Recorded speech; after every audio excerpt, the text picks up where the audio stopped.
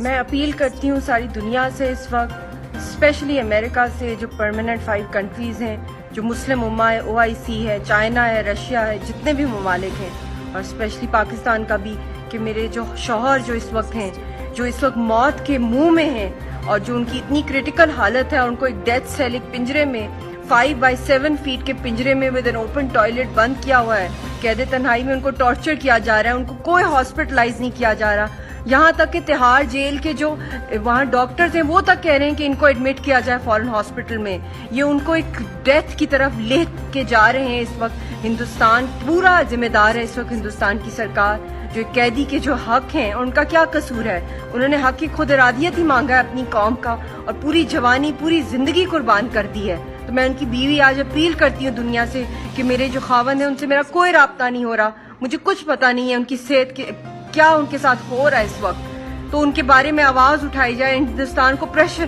کیا جائے کہ ان کے بارے میں بتایا جائے وہ کدھر ہیں، ان کو کس حالت میں رکھا ہوا ہے، اور ان کو کیوں نہیں ہاسپٹلائز کیا جا رہا.